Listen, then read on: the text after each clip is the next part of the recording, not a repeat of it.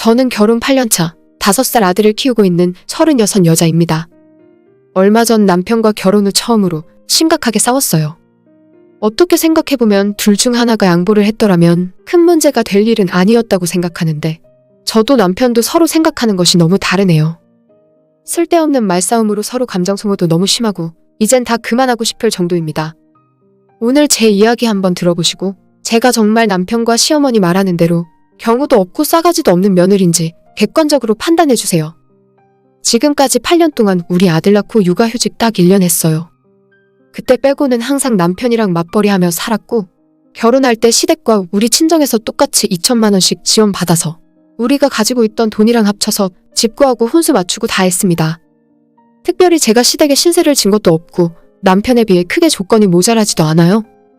사실 조건이라고 할 만한 것도 없이 그냥 평범하게 자라서 평범하게 회사 다니는 사람들이고 시댁이나 저희 친정집에서 나중에 물려받을 만한 재산이 크게 있는 것도 아닙니다. 누가 잘났네 못났네 할 필요 없이 그냥 부부끼리 싸우지 않고 행복하게 잘 살면 그만인데 시부모와 남편의 생각으로는 제가 한참 못난 사람이었나 봐요. 결혼하고 지금까지 시댁의 며느리 노릇 제대로 못했다고 생각하지 않습니다. 시부모 생일이나 기념일도 다 챙겼고 우리 친정 부모님이랑 비교해봤을 때 시댁에 한두 번이라도 더하면 더했지 덜 챙긴 적 없었거든요. 시댁 가려면 차로 1시간 반이나 걸리는데 아이 태어나고 난 뒤로부터 애 얼굴 보여줘야 한다는 생각으로 적어도 한 달에 한 번씩은 시부모 모시고 식사 자리도 만들었습니다. 특히나 명절에는 항상 시댁에서 하루를 보냈는데 명절 전날에 아침 일찍 도착해서 일이란 일은 다 도맡아서 했고 명절 당일에도 친척들 다 돌아가는 오후 5시, 6시 넘어서 끝까지 남아 손님 접대와 술상 차리고 치우는 것 전부 하고 나서야 저녁 때쯤 친정으로 출발할 수 있었습니다. 그나마 신혼 때 2년 정도는 명절에 친정 가는 것조차 힘들었어요. 시댁에서 보통 이틀 정도 자면서 친정에는 연휴 마지막 날 잠깐 들러서 밥 한 끼 후딱 먹고 다시 돌아오는 것이 보통이었죠. 남편한테 왜 친정에는 얼굴만 비추고 바로 돌아가야 하냐고 화내고 따지고 나서야 겨우겨우 지금처럼 친정에서 하룻밤 자고 올 수 있게 되었습니다. 결혼하신 여자분들 거의 다 그렇게 살겠지만 저도 시댁 가면 다리 뻗고 쉴 시간 없이 음식 만들고 술상 차리고 정신없이 하루를 보내게 되더라고요. 반면에 남편은 우리 친정집에 가더라도 엄마 아빠가 손 하나 까딱 못하게 합니다. 아빠랑 술상대 정도 해주고 잘 먹고 잘 자다가 집에 가는 게 전부죠. 좀 억울하긴 하지만 이런 것까지 다 화내고 남편과 싸우려고 들면 그냥 결혼 생활 안 하고 혼자 사는 것이 나은 일이니까요. 명절에 시댁에 가면 일하는 것보다 더 불편한 게 밤에 잠자는 겁니다. 남편보다 2살 어린 도련님도 3년 전에 장가가서 동서와 조카를 데려오는데 24평짜리 시댁에서 새 식구 8명이 잠을 자는 게 쉬운 일은 아니더라고요. 게다가 시댁 인테리어 자체가 시부모 2분이 사시기에 최적화되어 있어서 안방을 제외한 작은 방 2개에 온갖 가전제품들과 짐들이 꽉꽉 차 있어서 이불 하나 펼 공간도 나오지 않습니다. 안방이야 시부모 2분이 주무시니까 제가 신경 쓸 일이 아닌데 첫 번째 작은 방에는 일단 김치 냉장고와 장롱 2개가 들어가 있어요. 안 그래도 작은 방인데 그런 짐들 때문에 이불 하나 펼 공간이 없습니다. 두 번째 작은 방에는 지금은 쓰지도 않는 피아노도 있고 남편이 대학 가기 전 학창시절 때 쓰던 싱글 침대도 하나 있습니다. 키가 작은 애들이라면 모를까 성인은 절대 우리 시댁집 작은 방에서 다리 뻗고 잠을 잘 수가 없어요. 그러면 그나마 공간이 있는 거실에서 저와 남편 우리 아들 셋과 동선의 식구 셋이 이불 펴고 쭉 누워서 잠을 자야 합니다. 그나마 거실 베란다 쪽에서 자면 다행인데 현관과 주방 쪽에서 잠을 자면 엄청 불편하고 자다가 몸이라도 뒤척거리면 현관 센서 등이 켜지는 바람에 다들 잠을 설치기 마련이죠. 그리고 시어머니께서 겨울엔 보일러도 잘 안 틀어주고 1인용 전기장판을 가족당 하나씩만 깔아주는 바람에 애들이나 장판 위에 올려놓지 어른들은 보일러가 들어올까 말까 하는 찬바닥에서 얇은 이불 하나 깔고 그냥 자야 합니다. 100번 양보해서 겨울은 그나마 나은 편이에요. 추석은 보통 9월이나 10월 초에 있는데 그때도 아직 덥습니다. 더군다나 좁은 거실에 6명이나 되는 사람들이 모여서 잠을 자는데 사람에게서 나오는 열기만으로 후끈후끈할 지경이에요. 그런데 진짜 미치고 환장할 노릇은 저희 시댁 거실에 에어컨이 없다는 점입니다. 있어도 시어머니가 마음 놓고 틀어주실지는 모르겠지만 안방에만 저희 결혼할 때 해드린 벽걸이 에어컨 하나만 있어요. 제가 추운 건 그나마 견디겠는데 더운 건 정말 못 참거든요. 시댁에서 눈치 보여서 제대로 샤워도 못하는데 밤새 더워서 땀 흘리고 뒤척이다 보면 화가 머리끝까지 납니다. 어머님은 새벽 6시 전에 일어나서 주방을 달그락거리며 뭔가를 하시고 저랑 동서는 꼼짝없이 그 시간에 일어나서 같이 도와드려야 해요. 3년 전인가 동서가 아이 낳고 첫 추석이었는데 양쪽에 애는 울고 더워서 밤새 잠도 제대로 못 자다가 새벽 4시인가 넘어서 간신히 잠들었는데 해도 뜨기 전인 새벽 5시 반에 안방에서 시부모님이 일어나서 대화하는 소리가 들리더라고요. 애들 아직도 안 일어났나? 지금이 몇 시인데? 젊은 애들이라서 그런지 시댁 어려운 줄을 모르네. 라고 하셨습니다. 그 소리 듣고 또 어떻게 눈을 감고 잠을 자겠어요. 동서랑 같이 또 새벽에 일어나서 일을 해야 하고 진짜 시댁만 갔다 오면 온몸에 진이 다 빠질 노릇입니다. 남편한테 시댁 가는 거 너무 불편하다 힘들다 이야기해봐도 명절이 원래 그런 거라면서 자기는 온 식구들이 거실에서 옹기종기 붙어서 자니까 어릴 때 생각나고 좋다더라고요. 지는 자기 집이니까 좋겠죠. 오죽했으면 명절 전날에 시댁에서 일 다 하고 근처에 숙소 잡아서 거기서 편하게 자고 새벽에 다시 들어오자 했는데 남편이 제 이야기 듣고 바로 인상 쓰더라고요. 우리 엄마 집이 좁고 낡았다고 무시하는 거야? 저희 친정은 38평짜리고 아직 장가 안 간 남동생이 있긴 하지만 부모님이 저희 오면 편하게 잘 수 있게 방 하나를 통째로 비워두셨어요.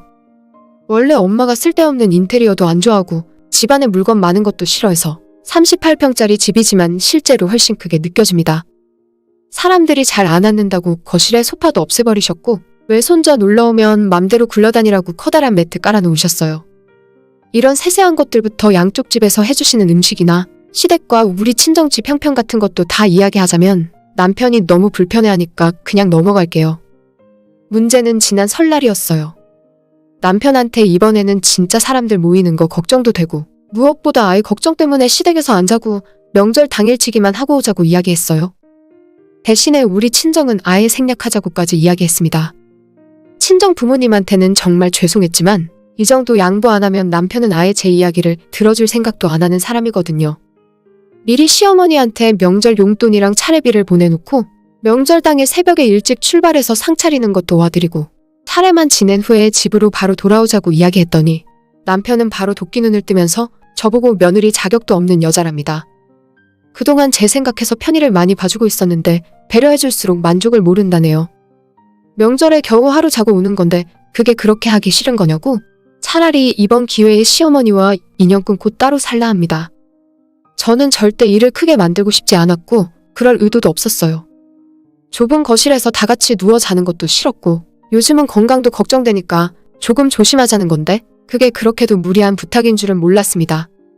남편과 가볍게 말싸움하고 일단 나중에 다시 이야기하기로 했는데 바로 다음날에 시어머니가 제게 전화하셔서 저를 죽이네 살리네 이래서 며느리들한테 잘해줘봐야 아무 소용없다고 완전 집안에 역적 취급을 하십니다.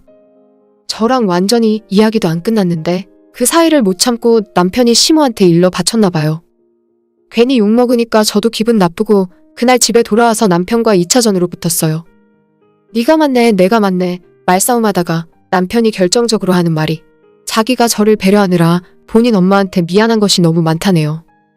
엄마 혼자 너무 고생하는데 제가 도와줄 생각도 없어 보이고 시댁에 조금만 오래 있으면 얼굴 표정 싹 굳어지니까 본인이 불효자가 된 것만 같답니다.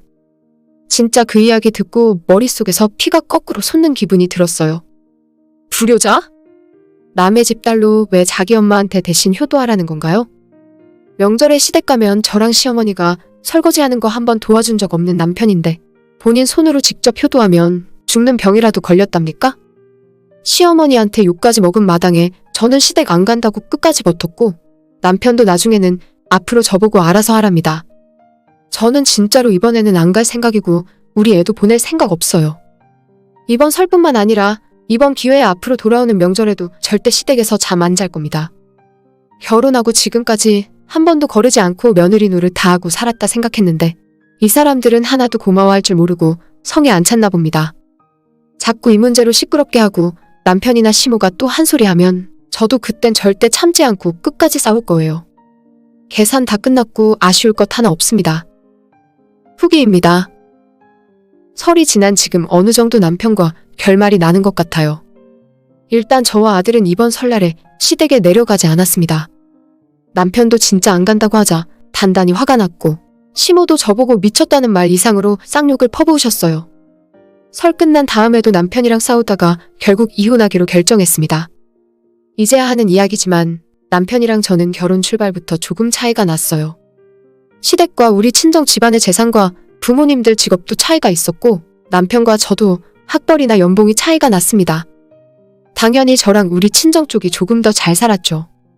하지만 연애할 때 저는 남자 연봉이나 시댁 집안 형편 같은 건 따지지 않았기 때문에 그런 계산을 할 줄 몰라서 그냥 사랑하는 마음 하나로 결혼했습니다. 결혼한 이후에 콩깍지가 벗겨지면서 남편이 못난 모습 보일 때도 있었고 시댁에서 해준 것 하나 없이 시댁살이를 시킬 때도 있었어요. 그래도 우리 아들 생각하면서 부부 사이의 신뢰를 깨고 싶진 않았습니다. 지금까지 잘 버티고 살았는데 사소한 문제 하나 때문에 결국 이혼까지 하게 되었네요. 남편이랑 이혼 절차 진행 중이고 아들은 제가 키우기로 했어요. 처음에 아들도 저를 따라간다 하고 저도 제가 직접 아들을 키우는 것이 맞다고 생각했습니다. 남편은 육아를 해본 적도 없고 경제적으로도 제가 훨씬 나았으니까요. 양육비 달라는 소리 안 할 테니까 아들을 내가 데려가겠다 이야기했을 때 남편도 절대 안 된다 하고 특히 시부모님 둘은 집안의 장손 뺏어가려 하느냐고 완전 뒤집어지더라고요. 그래서 남편에게 당신이 자신 있으면 아들 데려가서 잘 키워달라고 했더니 딱 3일 만에 다시 연락 와서 아들은 저보고 키우랍니다. 자기는 회사 다녀야 해서 아이랑 있어줄 시간도 없고 시부모도 3일 동안 아이랑 같이 있었더니 두 손 두 발 다 들었나 봐요. 양육비 청구 안 한다는 거 아직 유효하지? 라면서 남편이 비열하게 웃길래 그건 그때고 지금은 받아야 할 것 같다고 이야기했습니다. 그렇게 남편과 이혼 협의 진행 중이고 대부분 제가 원하는 쪽으로 결과가 나올 것 같아요. 우리가 갖고 있던 재산도 제가 좀 더 많이 가져올 수 있고 아들도 제가 키울 거예요. 친정 부모님 사시는 아파트 바로 옆동에 아이와 둘이 살 집을 구했고 제가 회사에서 늦게 끝나는 날에는 우리 엄마가 아이를 봐주고 계십니다. 사실 결혼 생활 시작할 때부터 친정 부모님은 제게 더 많은 지원을 해주고 싶었지만 못해줘서 서운해하셨어요. 처음에 2천만 원 혼수 비용이 아니라 신혼집을 사주겠다고 하셨는데 시댁에서 반대하시고 남편도 부담스러워서 그런 건 못 받겠다며 거절하더라고요. 그땐 제가 눈에 콩깍지가 씌어있는 상태라서 남편이 야망도 있고 처갓집 재산에 기대지 않는 그릇이 큰 남자라고 생각했었는데 그냥 우리 집안 도움 받으면 결혼생활 주도권을 뺏긴다고 생각했던 것 같아요. 차라리 이렇게 갈라서게 된 것이 다행이라 생각하고 앞으로 저는 우리 아들만 생각할 거예요. 어쨌든 이혼하게 되면서 아들에게 큰 충격과 상처를 준 것 같아 너무 미안하고 그만큼 더 큰 사랑으로 키워줄 겁니다. 저는 27살이고 평범하게 살고 있던 여자입니다. 한동안 꽃길을 걷고 있던 멍청한 착각 속에 빠져서 살다가 이제 꿈에서 깨게 되었어요. 현실은 제가 생각한 것처럼 달콤하지 않았고 제게 잘해주는 사람들은 저를 좋아하는 사람들만 있는 게 아니란 걸 알게 되었네요. 저희 집안은 제가 어린 시절부터 지금까지 정말 가난했습니다. 경기도 어느 도시에서 태어나 지금까지 계속 살고 있는데 제가 20살이 되던 해까지 부모님과 남동생이 있는 우리 네 식구는 반지하를 벗어나 본 적이 없어요. 그나마 지금은 남동생은 군대 다녀와서 지방에 취업해서 일을 하고 있고 저는 부모님 집에서 독립해서 혼자 살고 있어요. 그리고 부모님은 나라에서 주는 영구임대 아파트에 들어가서 살고 계십니다. 새로 지은 아파트라 집도 깨끗하고 너무 좋아요. 반지하에 살면서 가장 힘들었던 것은 겨울엔 너무 추웠고 여름에는 습하고 너무 더웠고 벌레들도 정말 많이 나왔어요. 초등학교 다니던 때는 친구들 집에 비해 우리 집이 가난하다는 개념이 없었는데 중학교에 올라가면서부터 저는 한 번도 친구를 우리 집에 데려온 적이 없습니다. 가끔 한번 학교 끝나고 친구 집에 초대받아서 걔네 엄마가 차려주는 저녁을 먹고 집에 돌아오면 너무나도 다른 우리 집 모습 때문에 마음이 아프더라고요. 그때부터 저는 반드시 돈을 많이 벌어서 가난을 탈출해야겠다 결심을 하게 되었습니다. 지긋지긋한 반지하에서 탈출하고 싶었고 제 친구들 집처럼 따뜻하고 행복한 가정을 꾸려서 사는 것이 제 인생의 가장 큰 목표가 되었습니다.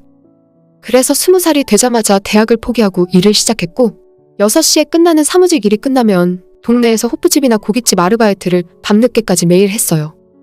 정말 돈을 모아야겠다는 생각 하나뿐이었고 결국 22살 때 집 보증금을 모아서 독립해서 나와 살게 되었습니다. 부모님과 사이가 나쁜 건 아닌데 예전부터 저만의 공간을 갖고 싶었고 집을 예쁘게 꾸미고 살고 싶어서 돈이 들지만 지금까지 따로 살고 있어요. 정말 해서는 안 될 술집 같은 곳만 빼면 어떤 일이든 닥치는 대로 일을 했습니다. 시급 500원 더 준다고 하면 새벽 1시, 2시까지 하는 일도 마다하지 않았어요. 덕분에 제 나이 또래 친구들보다 사회 경험도 많아서 손도 빠르고 무슨 일을 하던 야무지고 일 잘한다는 소리를 많이 들었습니다. 식당에서 일을 하면 아주머니들이 저를 너무 좋아해 주셨고 호프집에서 일을 해도 주방 이모나 사장님이 항상 다른 일 하지 말고 이 일을 매일 하라며 시급을 많이 올려주셨죠. 덕분에 저는 회사 다니면서도 끊기지 않고 계속 아르바이트를 할 수 있었고 점점 늘어나는 시급 덕분에 나중에는 회사에서 8시간 일하는 것보다 퇴근하고 일해서 받는 돈이 더 커져버릴 지경에 이르렀습니다. 나중에 저도 돈을 모아서 내 장사를 해볼 생각이 있었기 때문에 한 곳에서만 오래 하지 않고 몇 달 하다가 매번 다른 일을 찾아서 했어요. 그러다 우리 동네에 오래된 설렁탕 집이 있어서 거기에서 주말 알바를 시작했습니다. 원래는 주말 토요일 일요일 이틀만 일을 하기로 되어 있었는데 사장님 내외분들이 너무 저를 좋아하셔서 평일은 물론 지금 회사 다니고 있던 걸 그만두고 가게에서 계속 일을 해보지 않겠냐고 물어보시더라고요. 돈도 지금 회사에서 받는 월급보다 더 많이 줄 수 있다고 하셨지만 제 생각으로는 안정적인 회사를 다니면서 아르바이트는 여유 시간을 이용해야 하는 거라 생각하고 있었기 때문에 일단 거절을 했습니다. 대신 주말엔 다른 일 하지 말고 이 가게에서 고정적으로 일을 해줬으면 좋겠다 하셔서 그렇게 하기로 하고 시급도 그 자리에서 올려받았어요. 그 집이 수십 년째 내려온 오래된 설렁탕집인데 손님이 엄청 많은 편은 아니었어요. 주말에도 점심과 저녁 식사 시간 빼면 손님이 없이 한가했고 일이 없을 때는 하고 싶은 걸 하면서 쉬어도 괜찮았습니다. 그 집에는 아들이 하나 있었는데 아들이 주방에서 설렁탕 끓이는 일을 전수받고 있더라고요. 나이가 저보다 6살이 더 많았는데 저한테 말 한마디 건넨 적 없어서 나한테 관심이 없구나 하고 저도 별 관심 두지 않고 지냈었습니다. 제가 설렁탕집에서 주말 알바를 시작한 지 3개월 정도가 지났을 때 사장님 부부가 퇴근하는 저를 붙잡아서 다시 한번 물으셨어요. 정말 직원으로 일할 생각이 없냐고 일하는 모습이 너무 마음에 든다면서 솔직히 며느리 삼아서 가게를 맡기고 싶다는 말씀을 하셨습니다. 그러면서 자기 아들도 제게 관심이 있다면서 너만 좋으면 진지하게 만나보라 하시길래 솔직히 그때는 기분이 나쁘진 않더라고요. 제가 학교 졸업하고 바로 직장 다니며 일을 시작했었고 퇴근한 이후 저녁이나 주말 공휴일에도 항상 아르바이트로 일을 하고 있었기 때문에 연애다운 연애를 해본 적이 없었어요. 회사에서 저를 좋아한다는 사람이 있긴 했었지만 맨날 일을 하고 있으니 데이트를 해볼 수도 없었고 몇 번 좋은 감정을 가졌던 남자가 있었는데도 연인 사이로 발전할 수가 없더라고요. 돈도 없고 학력도 모자란 제게는 연애란 것은 사치와 같은 것이었고 그 뒤로는 제게 좋아한다고 말하는 남자들을 다 밀어내면서 살아왔습니다. 그래서 사장 부부가 하는 말을 들으면서도 어차피 안 될 거라 생각하고 있었거든요. 말씀은 고맙지만 힘든 이야기인 것 같다 말씀드리고 거절하려 했는데 그쪽에서 먼저 저희 집 사정이 어려운 것도 알고 제가 열심히 사는 모습을 지켜보면서 정말 며느리 삼고 싶어서 하는 말이니까 한번 진지하게 생각해줬으면 좋겠다 하더라고요. 우리 아들이 마음에 안 들어서 그래? 그래도 벌써 돈 모아서 집도 있고 가게에서 일하는 것 말고는 아무것도 모르는 애다. 여태껏 속 썩인 적 없고 사고친 적 없는 착한 아들이야. 한번 속는 셈 치고 만나봐. 제가 속물인 것은 맞지만 사실 주인집 아들이 싫지는 않았어요. 외모는 평범했는데 말수도 적고 일에 집중하는 모습이 괜찮다고 느끼고 있었거든요. 거기에다 벌써 집까지 갖고 있다는 말에 이상하게 마음이 흔들리면서 제가 평생 고생하며 살았고 지금까지도 그놈의 집 하나가 없어서 쉬는 날 다른 사람들처럼 놀러 가지도 못하고 일만 하며 사는 내 처지가 떠오르며 없던 관심까지 절로 생겨났습니다. 저 사람은 부모 잘 만나서 젊은 나이에 벌써 집이 있구나. 이런 사람이랑 만나서 결혼하면 평생 집 살 걱정할 필요 없고 직장에서 잘릴 걱정할 필요도 없이 안정적으로 살 수 있겠다는 생각이 들더라고요. 그런 마음 이후로 차마 괜찮다 싫다는 말이 나오지 않아서 아무 말 안 하고 가만히 있었더니 사장 부부는 그럼 그렇게 하는 걸로 하자 라고 이야기하면서 그날의 대화는 끝이 났습니다. 다음 날은 월요일이라 회사로 출근을 했었고 퇴근하고 집에 와서 옷 갈아입고 저녁 알바하러 가고 있는데 모르는 번호로 연락이 오더라고요. 누군가 싶어 확인해보니 설렁탕집 아들이었습니다. 아마도 사장 부부가 아들에게 제 전화번호를 알려준 것 같았어요. 가게에서 마주쳐도 간단하게 인사만 하고 일할 때 필요한 말만 했었지. 이런 식으로 개인적인 대화를 나눈 것은 그때가 처음이었습니다. 알바를 하면서 문자로 대화를 조금 나눠보니 무뚝뚝했던 인상과는 다르게 유머도 있고 센스가 있어서 대화하는 것이 즐겁더라고요. 그때 이후로 평일에 자주 연락하며 지냈고 주말에는 설렁탕 집에 알바하러 가면서 점점 친해지고 그러다 보니 일 끝나면 데이트도 하면서 사귀는 사이가 되었습니다. 저는 정말 처음 해보는 연애였고 주말마다 가게에서 만나서 일하면서 눈빛 교환하거나 늦은 밤 일 끝나고 심야 영화를 보러 가는 정도의 데이트였지만 저는 너무 좋았어요. 처음으로 가족 이외에 제 편이 생긴 기분이었고 나이도 연상에다 가진 것이 저보다 많아서 그런지 안정된 기분이 들더라고요.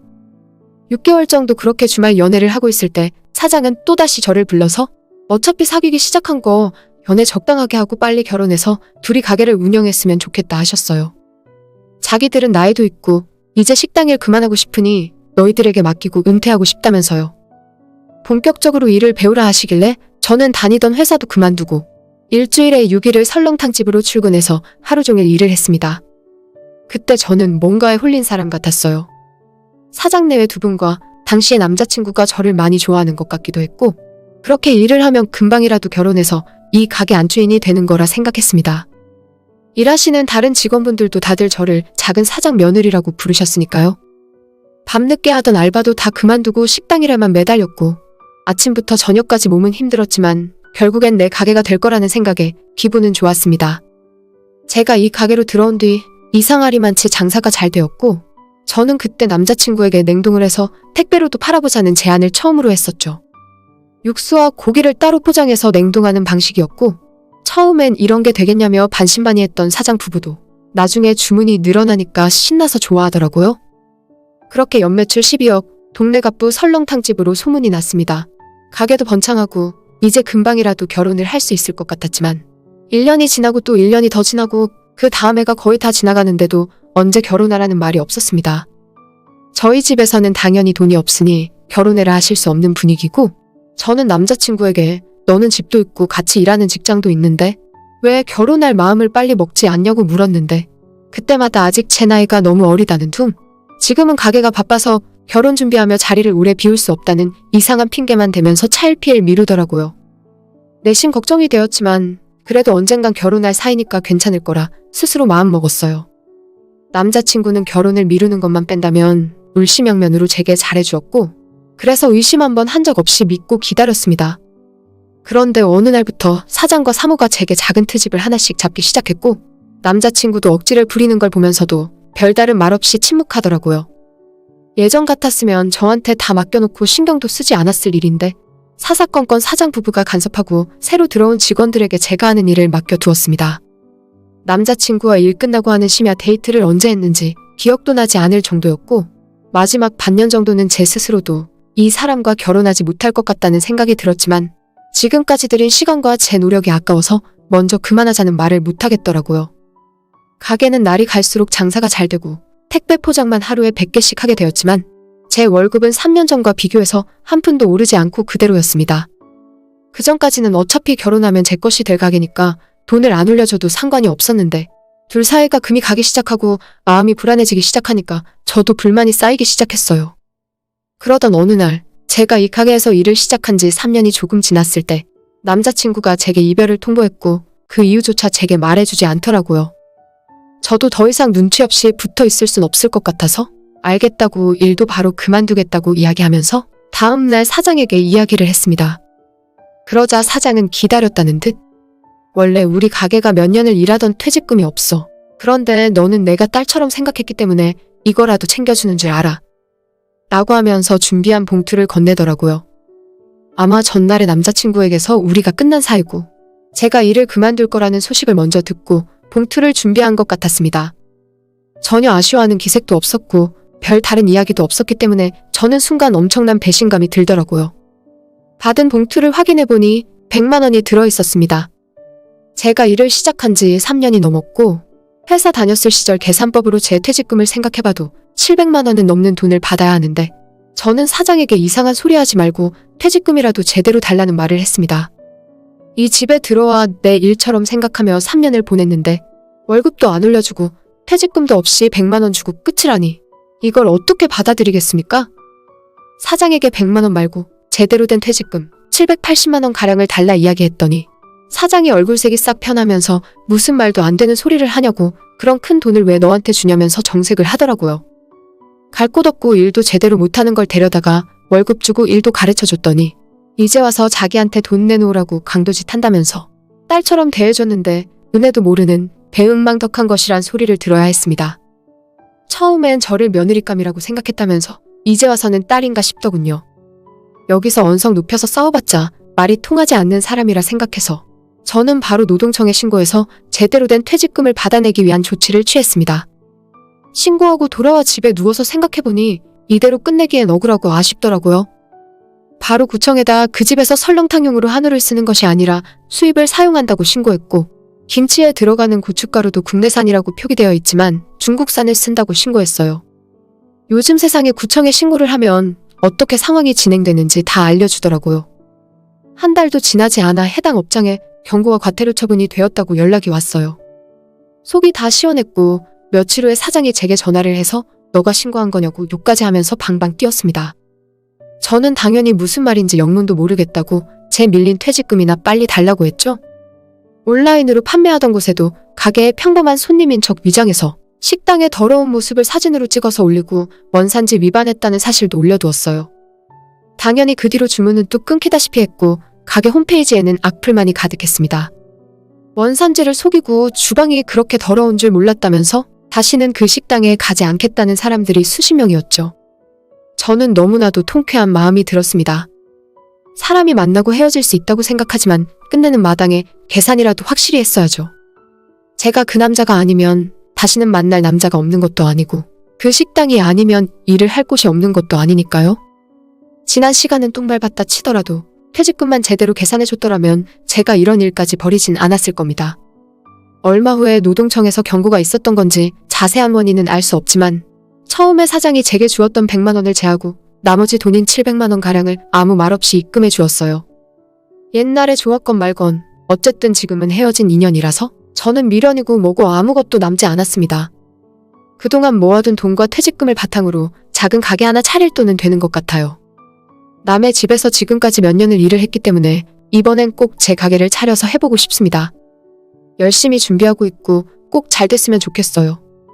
저를 버리고 어떤 다른 순진한 여직원을 꼬시고 있을지는 모르겠지만 일하는 사람들이나 단골들에게 소문이 다 나버려서 어떤 멍청한 여자가 그 집에 며느리로 들어갈지는 모르겠네요. 장사도 예전만큼 안 된다는 것 같은데 이참에 콱 망해버렸으면 소원이 없겠습니다. 그냥 인생 공부 잘했다 생각하고 넘기려고요. 제 가게 열심히 해서 꼭 성공하고 말 겁니다. 안녕하세요. 저는 작년 봄에 결혼해서 한참 신혼생활을 즐기고 있는 29살 여자입니다. 얼마 전에 개념 없는 신우와 시어머니 때문에 남편과 크게 싸우고 이혼까지 갈 뻔했었어요. 다행히 서로 간의 오해를 잘 풀어서 남편과의 사이는 예전처럼 회복됐지만 아직도 시댁 사람들 생각만 하면 이가 갈리고 화가 납니다.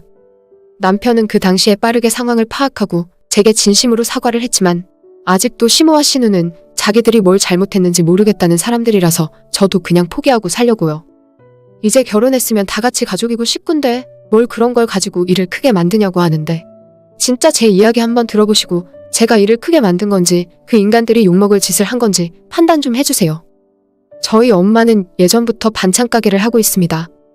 처음엔 외할머니가 하시던 가게인데 엄마가 도와서 같이 하셨어요.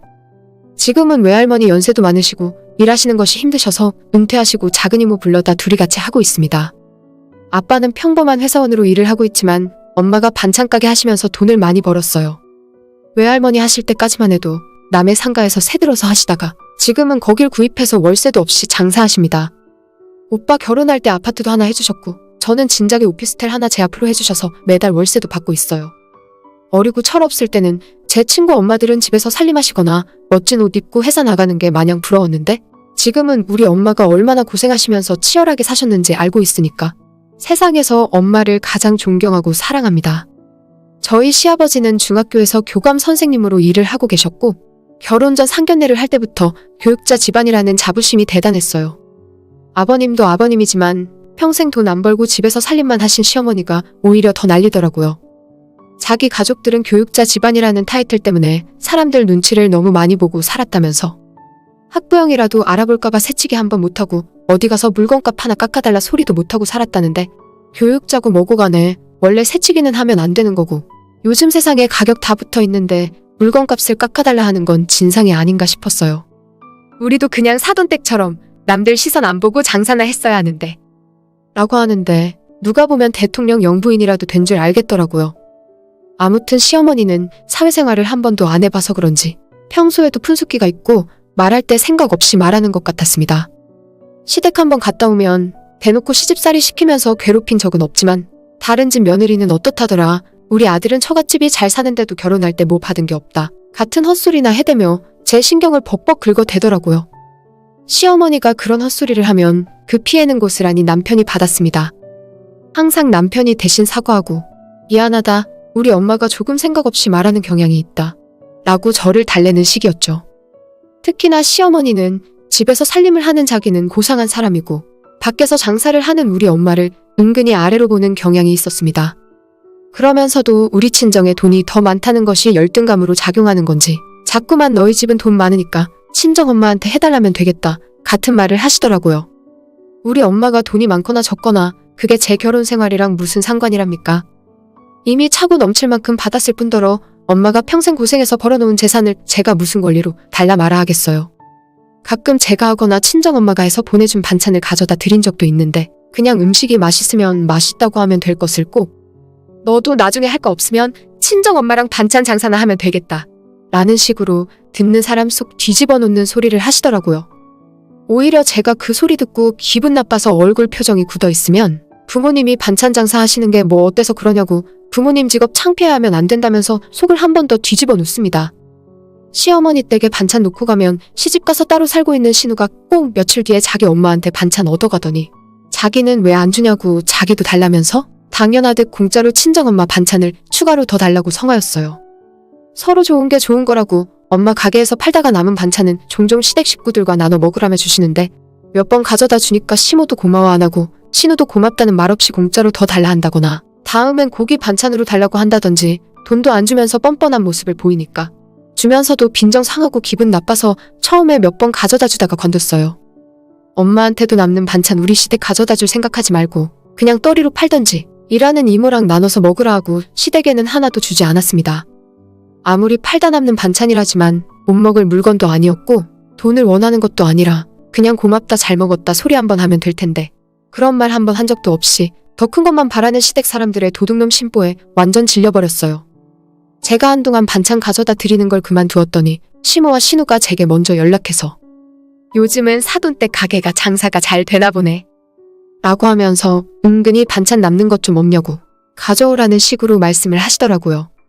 그때도 딱 잘나서 요즘은 남는 게 하나도 없나 봐요 라고 이야기하고 그냥 끊어버렸죠. 하나를 얻어가면 열을 달라 하는 사람들인데다 공짜로 먹는 주제에 싱겁다 짜다 말들이 하도 많아서 앞으론 친정엄마 반찬은 나 혼자 가져다 먹어야겠다 결심을 했습니다.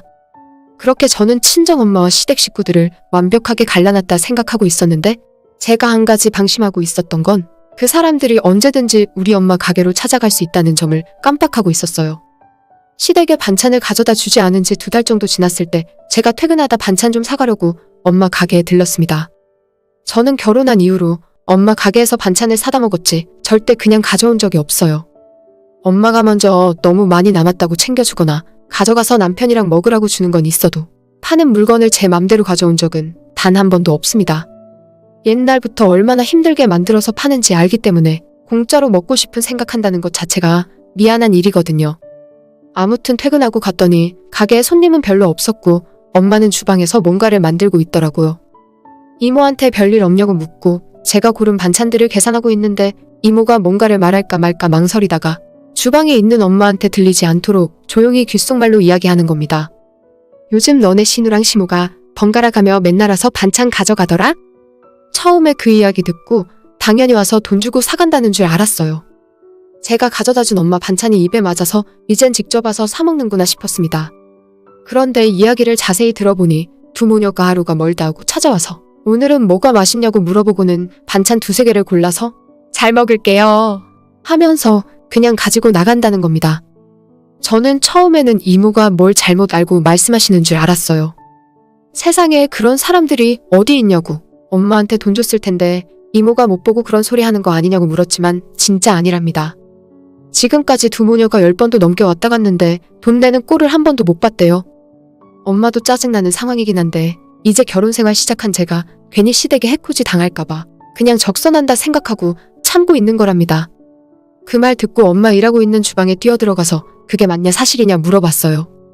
진짜 우리 시댁 인간들이 공짜로 물건 막 집어가냐고? 그걸 왜 그냥 놔두냐고 엄마한테 따졌더니 엄마는 그거 얼마 한다고 그냥 놔둬라. 원래 배운 양반들이 더한 법이다 라고 하시는데 돈이 문제가 아니라 우리 엄마가 아침부터 고생해서 만든 음식들을 그냥 가져다가 먹는 시댁이 너무 얄밉고 꼴보기 싫더라고요. 이모한테 물어봐서 가장 최근에 시모랑 신우가 언제 가게 왔다 갔냐고 물어본 다음에 가게에 있는 CCTV를 뒤져서 두 사람이 가게 들어와서 물건 들고 그냥 나가는 모습을 제 핸드폰 동영상으로 다 찍었습니다. 그리고 그냥 놔두라고 말리는 엄마를 뿌리치고 시댁으로 달려갔어요. 내가 그냥 이 결혼 생활 그만하면 그만했지. 뭐가 아쉬워서 저런 인간들한테 참고 살아. 시댁으로 달려가서 문 열고 들어가자마자 시어머니한테 당장 돈 내놓으라 소리를 질렀어요. 마침 집에 있던 시아버지도 무슨 일이냐고 깜짝 놀라셨고 저는 아버님한테는 할 말 없으니 어머님이랑 이야기하고 싶다고. 어머님이랑 신우가 우리 엄마 가게에서 계산도 안 하고 물건을 공짜로 집어가고 있었다고 이야기했습니다. 그제서야 시모가 뭘 그런 걸 가지고 소란을 피우냐고 하면서 방에서 천천히 나오더라고요. 가족들끼리 음식 나눠 먹는 것이 뭐가 어때서 그러냐고 너야말로 지금 시부모 앞에서 소리 지르고 교양 업계에 무슨 짓이냐 하는 겁니다.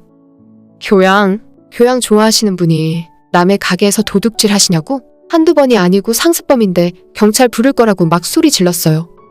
저 진짜 그때는 남편이랑 이혼하고 이 인간들 안 보고 살 생각으로 난장을 피운 거라서 시부모고 뭐고 눈에 보이는 거 하나도 없었습니다. 제가 하도 난리 치고 있으니 시아버지가 안방에서 지갑을 꺼내 오시더니 그거 얼만데? 내가 줄 테니까 이제 너도 그만해라. 저는 돈 받자고 이러는 게 아니라 도둑놈들 잡으려고 하는 거라고. 당장 시모랑 신우가 우리 엄마 앞에서 사과를 하고 전액 배상을 하던지 아니면 경찰 부를 거라고 악을 쓰고 있었습니다. 한참을 그러고 있었더니 시모 전화를 받았는지 신우까지 집에 오더라고요. 신우가 제 얼굴 보고 가장 처음 하는 말이 자기는 얼마 안 가져갔답니다. 진짜 이게 그 자랑하는 교육자 집안이란 사람들 입에서 나올 말인가 싶더라고요. 아버님은 동네 망신시키지 말고 적당히 돈 받고 끝내라고 하고 시모랑 신우는 절대 사과할 생각 없어 보였어요. 저는 진짜 시댁에서 경찰을 불렀고 절도 신고를 받은 경찰이 10분 만에 시댁으로 찾아오더라고요. 경찰 왔을 때 제가 나서서 자초지종 설명했고 제 이야기를 들은 경찰분들도 당황하셨습니다. 아마 이런 사례는 처음이었을 거예요. 가족끼리인데 적당히 합의하고 끝내라고 하길래 나는 그럴 생각 없다고. 저 인간들 콩밥 먹는 꼴 봐야 직성 풀리겠다고 방방 뜨고 있었습니다. 그 사이에 남편도 제가 집에 들어올 시간이 훨씬 지났는데도 안 들어오자 시댁까지 저를 찾아왔더라고요. 온 가족 다 모이고 경찰차에 워낙 시끌시끌하니까 아파트 주민들도 다들 나와서 무슨 일이 일어났나 지켜보고 있었어요. 제가 또 열받아서 소리 지르면 목소리가 장난 아니거든요. 한밤중에 아파트 단지에 이 사람들 도둑들이라고? 어떻게 사돈이라는 사람들이 상습적으로 물건을 훔쳐갈 수 있냐고 소리를 지르니까 방금 전까지만 해도 잘못한 거 없다고 고개 빳빳이 들고 있던 시모가 할 말 없이 찌그러져 있었습니다. 결국 경찰의 중재로 친정엄마와 시아버지가 전화 통화를 했고 나중에 시아버지가 찾아가서 전부 변상하는 조건으로 마무리가 되었어요. 시모랑 신우는 당연히 우리 엄마 가게에 앞으로 널씬도 하지 않겠다고 경찰 앞에서 약속까지 받아냈습니다. 시댁 집구석을 한바탕 뒤집어 엎어버리고는 집에 남편이랑 돌아오는데 집에 오는 동안 둘 다 아무런 말이 없었어요. 저는 사실 남편이 이혼하자고 해도 바로 알겠다고 이혼 서류에 도장 찍을 생각이었거든요. 그 정도 배짱 없이는 시댁에서 난리를 못 피웠겠죠. 남편은 많은 충격을 받았는지 이틀 정도 아무런 말을 안 하다가 앞으로는 저보고 시댁 사람들이랑 얼굴 마주치지 말고 살을 합니다. 그게 서로 나을 것 같고 자기가 봐도 이번 일은 자기 엄마랑 누나가 잘못한 건데 그 사람들도 사과할 생각 전혀 없어 보이니까 앞으로도 만나면 싸움밖에 안 할 것 같다고. 명절이고 제사고 기념일도 챙길 필요 없이 제 인생의 시댁은 없이 살으래요. 저야 좋은 일 아니겠어요? 비록 시모 사과는 못 받았지만 남편과 시아버지가 저랑 우리 엄마한테 사과했고 시아버지도 다음날 바로 우리 엄마 가게 찾아가서 그동안 자기 마누라랑 딸이 마음대로 가져다 먹은 음식값을 다 계산하고 가셨대요. 엄마가 안 받겠다고 괜찮다고 하셨지만 제가 또다시 난리 피울 것이 무서웠는지 싹 다 계산해서 다 카드로 긁고 가셨답니다. 엄마가 제게 전화해서 꼭 그렇게까지 했어야 하냐고 너도 진짜 문제 많다는 식으로 말씀하셨지만 이런 일 참고 살아야 결혼 생활 잘하는 거라면 저는 그냥 혼자 살고 말랍니다. 우리 엄마가 무슨 죄를 지어서 시댁 사람들한테 도둑질 당하고 살아야 하나요? 남편은 저한테 그 일로 화낸 적도 없고 자기 집에서 잘못한 거라서 그냥 나한테 이야기하지. 내가 하지 말라고 얘기했을 텐데 정도 이야기하고 말더라고요. 사실 그 집안에 시모랑 신우라는 인간들이 좋게 이야기해서 들을 사람들이 아닙니다. 이번에 한번 뒤집어 놨으니까 앞으로 다신 저나 우리 엄마를 만만하게 보진 않을 거예요. 이제 결혼 생활 시작인데 1년도 안 되어 시댁과 완전 등 돌리게 되었네요. 하지만 하나도 아쉽지 않고 오히려 속이 시원합니다. 결혼 생활이라는 것이 남편이랑만 별일 없이 잘 지내면 되는 거 아니겠어요? 배울 만큼 배운 고상한 교육자 집안이라는 사람들이 왜 그렇게 사리분별을 못하는 건지 진짜 우습고 꼴 사납더라고요. 안녕하세요. 저는 올해로 결혼 5년차 3살 딸아이를 키우고 있는 여자입니다. 지금은 육아휴직을 끝내고 친정엄마가 도와줘서 다시 회사에 복직해 일을 하고 있어요. 오늘 제가 사연을 보내게 된 이유는 개념 없는 시어머니 때문입니다. 괜히 우리 엄마가 이상한 사돈을 만나서 평생 당하지 않아도 될 굴욕을 경험하게 되어서 죄송한 마음뿐이에요. 진작에 개념 없는 사람인 줄은 알았지만 지금도 작년 설날만 생각하면 갑자기 손이 벌벌 떨릴 정도로 너무 화가 납니다. 30년 넘게 살면서 우리 친정엄마가 화내는 모습을 본 게 손으로 꼽았는데 진짜 우리 시어머니 때문에 엄마가 화를 내다 못해 폭발하신 적이 있어요. 저희 시댁은 아버님이 안 계시고 시어머니 혼자서 두 남매를 키우셨어요. 젊었을 때 아버님이 일찍 돌아가시는 바람에 시어머니는 안 해본 일이 없을 정도였다 하더라고요. 항상 시어머니랑 밥을 먹을 때면 자기 고생한 일을 무용담처럼 늘어놓으십니다. 시장에서 장사를 하셨던 것과 겨울엔 군고구마 붕어빵도 구워서 팔고 공사판에서 식사를 제공하는 한바집도 운영하셨다가 2달치 밥값 못 받고 인력회사 사장이 도망가는 바람에 결국 식당도 망하고 남의 식당에서 일을 하셨다던가. 저는 결혼하고 지금까지 어머님한테 하도 들어서 레파토리를 다 외울 지경이에요. 그렇게 고생하고 사시면서 아들, 딸 전부 결혼시키고 지금은 혼자 살고 계십니다.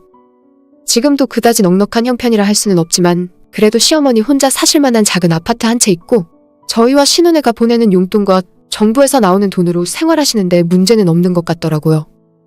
반면에 저희 집은 그냥 평범한 중산층 가정 그 자체입니다. 아빠도 회사 다니면서 열심히 일하시고 엄마는 제가 중학교 때까지는 간호사로 일을 하시다가 그때 잠깐 엄마가 아프면서 일을 그만두셨어요. 우리 집에도 오빠 하나 있고 그 밑으로 제가 있습니다. 어디 가서 우리 집이 부자라고는 절대 말 못하지만 그래도 열심히 일을 하신 부모님 덕분에 하고 싶은 거 다 하고 갖고 싶은 것도 가지면서 살았어요. 지금도 부모님께 너무 감사하게 생각하고 하나라도 더 해드리고 싶습니다. 우리 오빠는 다니는 회사에서 연애를 하다가 2년 전에 결혼했어요. 새언니 집안도 좋고 그쪽 분들은 진짜 부자라고 할 수 있는 분들이라 여유있게 사는 것이 좀 부럽긴 하더라고요. 명절이 되면 한우라던가 백화점에서나 볼 수 있는 씨알 굵고 고급진 과일들을 우리 집으로 선물 보내셨습니다. 반면에 저희 시어머니는 결혼하고 몇 년 동안은 우리 집에 선물을 전혀 보내지 않으셨어요. 시댁 경제 상황도 있고 해서 저는 한 번도 선물 보내지 않은 것에 대해 서운하게 생각한 적은 없었습니다. 대신 우리 친정 부모님은 명절이 되면 굴비나 곶감 세트 같은 평범하지만 정성이 들어간 선물을 혼자 사는 시어머니에게 보냈고 어머님은 차례 지낼 때 우리 집에서 보낸 물건들로 차례를 지내왔습니다. 그러면서도 저나 우리 부모님에게 고맙다는 말씀 한마디 없으셨어요. 너희 부모님이 보내주신 곶감이 참 맛있더라 정도가 어머님이 하실 수 있는 최대한의 고마움 표시였습니다. 답례 선물 한 번도 안 하시던 분이 저희 오빠가 2년 전에 장가 가면서 엄청난 명절 선물을 우리 집으로 보내기 시작하면서 달라졌어요. 2년 전 추석 때 시댁에서 차례 지내고 친정집으로 갔는데 그때 친정엄마가 남편 먹으라고 한우 등심도 구워주고 제주도산 애플망고를 잘라서 후식으로 내어주셨어요. 저나 남편이나 무슨 이렇게 비싼 걸 사오셨나 생각하고 맛있게 먹었는데 나중에 알고 보니 그게 전부 우리 새언니 집에서 보낸 명절 선물이더라고요. 한우랑 애플망고가 끝이 아니라 자연산 송이도 있었고 신부 측 어머님이 직접 카드에 손글씨로 잘 부탁하는 메시지도 짧게 들어있었습니다. 그것을 보면서 정말 부자들은 다르구나, 교양 있는 집이구나 생각이 들었고 결혼은 제가 오빠보다 먼저 했지만 우리 시댁에서 식용유 한번 보내준 적 없다는 것이 마음에 걸리더라고요. 저뿐만 아니라 남편도 뭔가 불편함을 느꼈는지 그 다음 명절부터는 시어머니가 친정으로 선물을 보내기 시작하셨어요. 처음으로 작년 추석에 우리 집으로 선물을 보냈는데 처음엔 엄마가 택배를 받아들고 차마 우리 시댁에서 보낸 명절 선물이라고는 생각지 못해서 저한테 전화를 먼저 하셨어요. 너가 우리 집으로 택배 보냈니? 저는 보낸 적 없다고 그게 뭐냐고 물어봤는데 엄마는 택배 박스 안에 홍삼 캔디가 2봉 들어있다 하더라고요. 혹시나 하는 마음에 보내는 사람 주소랑 이름을 확인해보라 했는데 설마가 역시였어요. 우리 시어머니가 맞더라고요. 홍삼 캔디도 좋은 선물이죠. 근데 그때 친정 부모님이 시댁에 보낸 선물이 배 한 박스와 한과 세트였거든요. 어머님 차례상 장보시기 편하라고 일부러 그런 걸로 보내드리는데 뜬금없는 홍삼 캔디는 너무 센스도 없고 성의도 없어 보였어요. 그마저도 엄마가 찍어보낸 사진을 보니까 더 기가 막혔습니다. 유명한 홍삼 브랜드에서 선물 포장된 홍삼 캔디가 아니라 동네 슈퍼에서 빨간 봉지에 들어있는 그냥 일반 홍삼 캔디였어요. 어디서 만들었는지도 모르고 그 안에 진짜 홍삼이 들어간지도 모르는 그런 그냥 사탕이었죠. 요즘 동네 기사식당에서도 손님 먹으라고 그런 건 안 내놓을 것 같더라고요. 아무튼 친정엄마도 좀 어이가 없긴 했지만 그때는 그냥 웃어 넘겼어요. 너희 시어머니가 뭐 보내는 건 처음 받아보네. 아무튼 잘 먹겠다고 전해드려라. 하고 마셨거든요. 저도 이걸 가지고 남편에게 당신네 엄마가 친정으로 슈퍼에서 파는 사탕을 사서 보냈다고 따질 수가 없어서 그냥 조용히 넘어갔거든요. 사실 돈 문제는 약간 치사한 이야기긴 해도 저희 시어머니가 지금은 그 정도까지 어려운 형편은 아니세요. 저희가 용돈 50만 원 드리고 신혼에도 똑같이 드리거든요. 우리 친정에는 부모님들이 용돈 필요 없다 하셔서 시어머니한테만 드리는 상황인데 사실 지금 사시는 집은 대출도 없이 관리비만 내면 되고 나라에서 정확하게 얼마가 나오는지는 몰라도 자식들이 드리는 100만 원에 일주일에 하루 이틀 시장에서 일도 도와주면서 몇만 원씩 더 벌고 있다고 들었거든요. 그 정도면 어머님 혼자 사시는데 큰 문제 없이 사실 수 있고 용돈 드리는 것과는 별개로 계절마다 옷도 싸드리고 종종 만나서 외식도 시켜드리는데 이만하면 저희가 할 도리는 다 하고 있다 생각합니다. 어머님도 평소에 친구분들 만나면서 여행도 한 번씩 다녀오시고 그렇게 쪼들리게 사는 느낌은 전혀 아니거든요. 제가 시댁 상황 뻔히 아는데 한우 선물 세트 같은 걸 바라는 건 아니지만 그래도 집 앞에 마트 가면 샴푸 치약 세트나 식용유 세트 같은 것도 있잖아요. 그 정도는 충분히 구입할 여력이 있을 텐데 홍삼 캔디 2봉을 보내셨다는 걸 제가 어떻게 받아들여야 하는지 진짜 웃어 넘길 수밖에 없었습니다. 그래도 추석 지나고 평소 생활로 돌아오면서 다 잊어버리려고 했는데 작년 설날에는 정말 친정엄마의 인내심을 시험하는 선물을 보내시더라고요. 이번에도 설 며칠을 앞두고 친정으로 택배가 하나 도착했고 엄마는 이번엔 제게 전화도 걸지 않고 사진만 하나 찍어서 보내셨어요. 일하다 말고 엄마한테 온 사진을 보는 순간 몸속에 돌고 있는 피가 차갑게 식는 느낌을 느꼈습니다. 엄마가 보낸 사진은 딱 봐도 우리 시어머니가 설 명절 선물이랍시고 보낸 물건이었고 누가 봐도 시장에서 구입한 쌀로 만든 뻥튀기였어요. 전통한 거나 차례상에 올릴 수 있는 것도 아니고 그냥 말 그대로 동네 어르신들이 심심풀이로 먹는 쌀튀밥 뻥튀기 그 자체였습니다. 글을 쓰는 지금 생각해봐도 이게 상식적으로 말이 되는 행동인지 잘 모르겠지만 우리 집에 명절 선물이랍시고 이걸 보내고 앉아있더라고요. 그때도 친정 부모님은 시댁에 곶감 세트를 선물로 보낸 상황이었죠. 몇만 원짜리 곶감 세트 선물로 보내놓고 뻥튀기 한 봉지 받은 것도 어이없지만 그마저도 자세히 보니 시어머니가 봉투를 열어서 덜어내 드신 것 같더라고요. 세상에 경우가 없어도 정도가 있지 이건 진짜 너무하잖아요.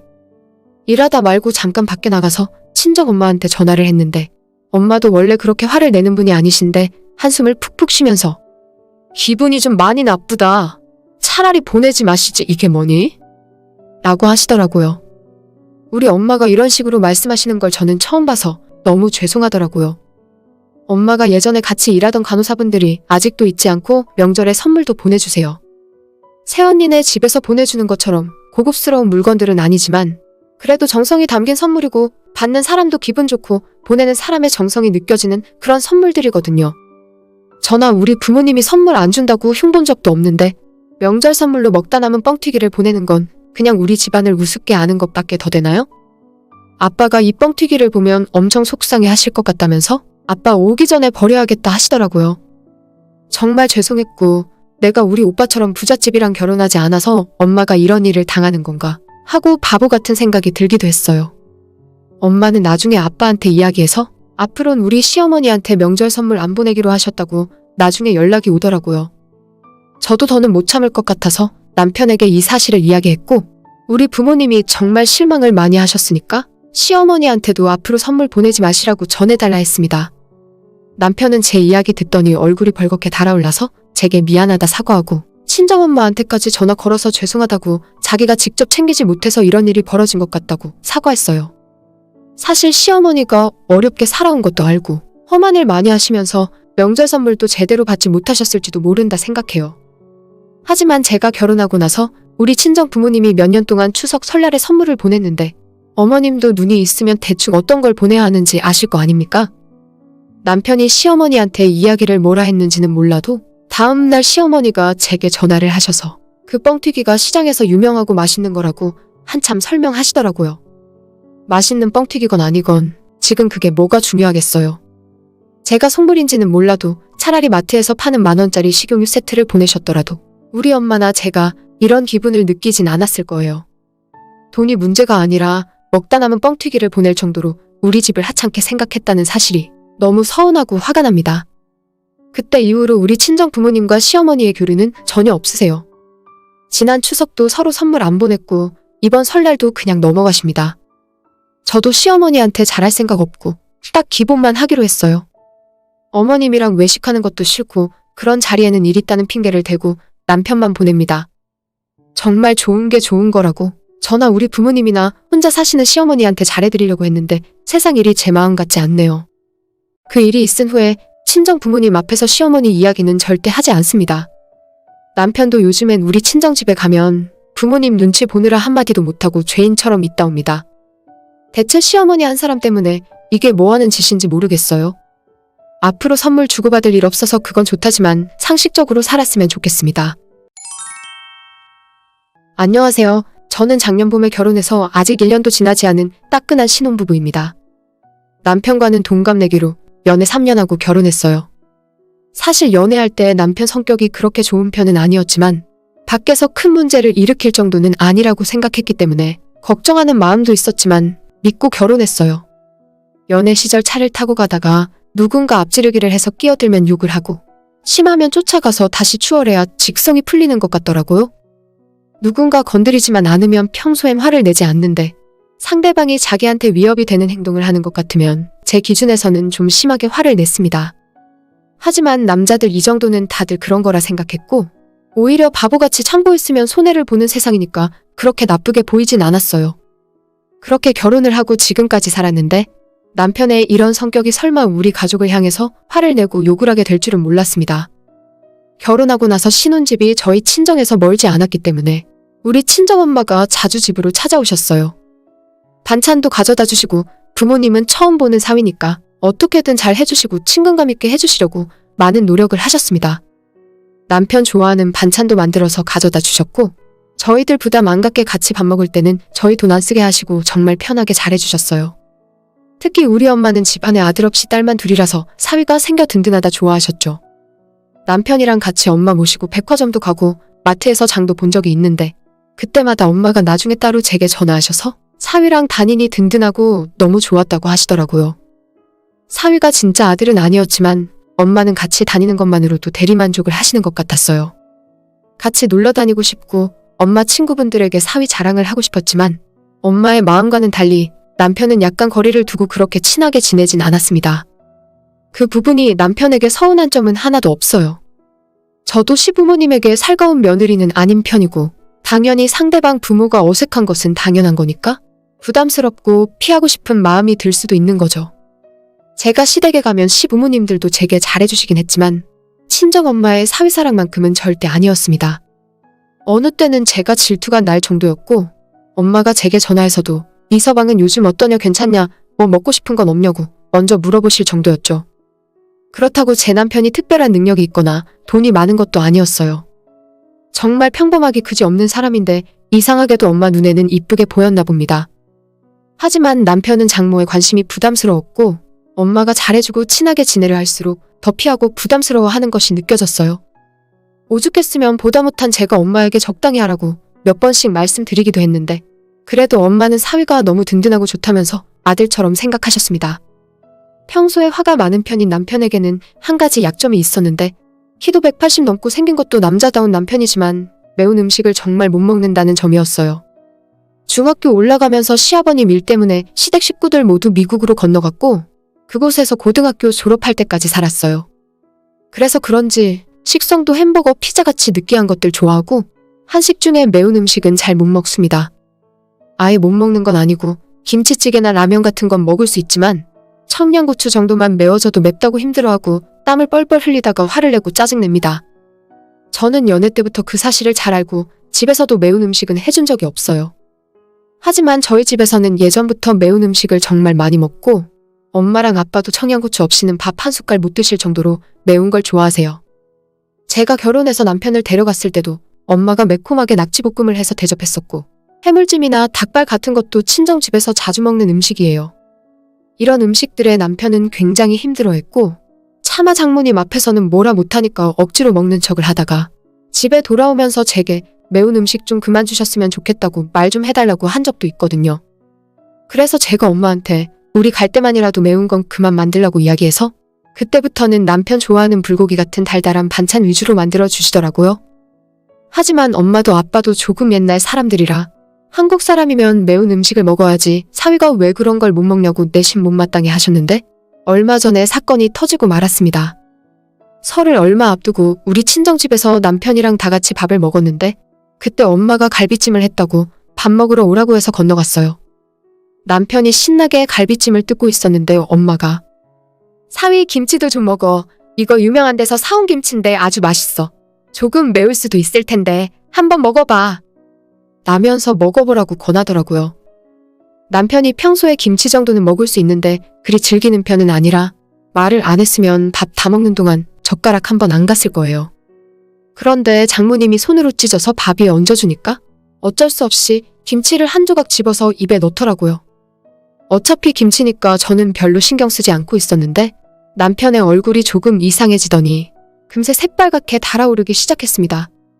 친정엄마가 물을 떠서 가져다 주더니 이 김치가 대전에서 유명한 엄청 매운 김치라면서 얼마 전에 선물 들어와서 아껴 먹고 있었대요. 제가 한 조각 먹어보니 맵긴 정말 맵더라고요. 불당면이나 매운 떡볶이 같은 거랑은 비교도 할 수 없을 정도로 매웠어요. 매운 거 못 먹는 우리 남편이 먹기엔 정말 고통스러울 것 같더라고요. 남편이 물을 연달아 3잔 정도 연속으로 먹더니 아씨발 진짜 하면서 밥상에서 갑자기 화를 내기 시작했어요. 당연히 엄마랑 아빠는 물론 저까지 분위기가 이상해졌고 저는 남편에게 많이 매웠냐고 우유라도 사다 줄까? 라고 물어봤는데 그때 남편이 너네 가족 이상하다고 자기 매운 음식 못 먹는 거 뻔히 알면서 왜 이러냐면서 자기를 무시하는 것 같답니다. 엄마도 아빠도 당황해서 미안하다고 그런 의미는 아니었다고 사과를 했는데 남편은 분이 안 풀렸는지 식사를 반도 안 끝낸 상황에서 자리에서 일어나더라고요. 내가 앞으로 너네 집에 와서 밥을 먹으면 사람이 아니다. 너희 집안 사람들 너무 생각이 없는 것 같아. 부모님이 듣는 앞에서 그런 이야기를 하니까 제가 너무 당황해서 너 지금 우리 엄마 아빠한테 무슨 말이냐고 화를 냈고 친정 부모님은 저를 말리면서 난리도 아니었어요. 친정 집에서 1차로 한바탕 하고 집에 돌아와서 남편이랑 또다시 싸우기 시작했습니다. 친정 부모님이 매운 음식 내와서 잘못한 건 맞는데 사과도 했고 어른들 앞에서 꼭 태도를 그렇게 했어야 했냐고 남편에게 따졌더니 남편은 자기한테는 너무 먹기 힘든 일이었고 수차례 매운 음식 못 먹는다고 이야기를 했는데 장인 장모가 무시하는 것 아니냐면서 또다시 화를 내더라고요. 우리 엄마가 남편 먹으라고 소갈비찜까지 만들어서 먹이는데 매운 김치 한쪽 먹어보라 했다고 이 정도로 화낼 일인지는 모르겠어요. 평소에 엄마가 자기 이뻐하는 거 알면서 엄마 무한하게 화를 내는 남편에게 진짜 정이 뚝 떨어지더라고요. 내가 시댁 가면 시어머니 시아버지한테 잘 보이고 싶어서 마음에 없는 애교도 부리고 해주시는 음식 입에 안 맞아도 맛있다고 하면서 밥도 2그릇 먹고 오는데 그까지 김치 하나 먹어보라 권했다고 밥상에서 욕하고 먹다 말고 일어나는 것이 너무 한 일 아닌가요? 남편이랑 아무리 싸워도 해결도 안 나고 서로 감정만 계속 상하는 것 같아서 일단은 제가 참고 그냥 넘어가기로 했습니다. 어차피 며칠 안 있으면 설날이고 그때 시댁 가서 나도 똑같이 복수해줘야겠다 생각했거든요. 그전까진 말 잘 듣는 착한 며느리인 척하고 있었는데 남편이 우리 집에서 했던 모습과 똑같은 모습을 시부모님 앞에서 보여드리기로 했습니다. 저희 시댁은 차례랑 제사 안 하시고 명절 음식 만들어서 그냥 먹고 끝이거든요. 음식 먹으면서 계속 인상 쓰고 한 입 먹고 내려놨더니 시어머니가 음식이 입에 안 맞냐고 제게 묻더라고요. 저는 어머님한테 어떤 건 좀 짜고 어떤 건 너무 싱거워서 제 입에 안 맞는다고 어머님이 만든 음식이 입에 안 맞아서 앞으로는 시댁에서 밥 안 먹겠다고 이야기했습니다. 그러자 옆에서 듣던 남편이 유치하게 왜 그러냐고 또다시 밥상 앞에서 싸우기 시작했어요. 시부모님이 대체 무슨 일이냐고 물어보시길래 저는 두 분에게 친정에서 있었던 일을 다 이야기하고 남편이 친정 부모님에게 이렇게 이야기했으니까 저도 앞으로는 시부모님께 찾아오고 살가운 며느리 될 생각 없다고 이야기했어요. 제가 유치한 건 알지만 좋은 마음으로 밥 해주셨다가 남편에게 한 소리 들은 우리 부모님 생각하면 그냥 넘어갈 수 없겠더라고요. 아버님은 남편에게 그게 사실이었냐고 묻더니 바로 사돈댁에 전화 걸어서 친정 부모님께 아들 잘못 키워서 죄송하다고 사과하셨고 어머님도 남편 붙들고 왜 그렇게 철이 없냐고 사돈 어른들이 맛있는 음식 해주셨으면 감사하다고 먹을 일인데 너는 내 밥 먹을 자격도 없으니까 그만 먹으라고 밥그릇도 빼앗아 가셨어요. 남편은 자긴 억울하다며 잘못한 게 없다고 항변했지만 어머님께서 앞으로 밥상에 매일 청양고추 한 개씩 올려서 그거 다 먹기 전엔 밥 주지 말라고 하시더라고요. 저도 알아요. 시부모님들이 제가 잘못한 부분도 있지만 일부러 더 제 편을 들어주셨다는 걸요. 시댁에서 나와서 원래대로라면 우리 친정으로 갔어야 했는데 아직은 엄마 아빠한테 남편 보여주고 싶지 않아서 그냥 우리 집으로 돌아왔어요. 집에 와서 남편과 이야기를 다시 했는데 그때는 남편도 자기가 심했다고 장인어른 장모님한테 사과하겠다면서 전화를 하더라고요. 친정 부모님은 남편에게 화가 났던 건 아니었기 때문에 괜찮다고 다음엔 맵지 않은 음식 차려줄 테니 다시 놀러오라 하셨어요. 남편은 앞으로 다신 가족들 앞에서 화 안 내기로 다짐을 했고 저보는 앞에서도 화를 내지 않겠다고 확답을 받았습니다. 저도 이번은 원인 제공을 친정 부모님이 하기도 했고 워낙 남편이 매운 음식 못 먹는 걸 아니까 이해하고 넘어가는 거지. 또 한 번 화내고 자리를 박차고 나가는 모습을 보인다면 더 이상은 참지 않을 거예요. 이 자식이랑 같이 안 사는 한이 있어도 가족에게 막대하는 모습은 절대 안 됩니다. 사실 시댁에서 제가 남편이 했던 행동을 똑같이 했을 때 시부모님이 제 편 안 들어주시거나 남편이 반성하는 기미가 전혀 안 보이면 그냥 그만 살려고 했어요. 이제 신혼생활인데 벌써부터 안 맞으면 앞으로 결혼생활 계속 해봤자 뻔한 거 아니겠어요? 일단 한 번은 저도 용서하고 지켜볼 생각입니다. 정말 또다시 이런 행동을 한다면 그땐 진짜 끝이라고 생각하며 살 거예요. 오늘의 제 이야기는 여기까지입니다. 끝까지 들어주셔서 정말 감사드려요. 다들 행복하시고 좋은 하루 보내시길 바랍니다.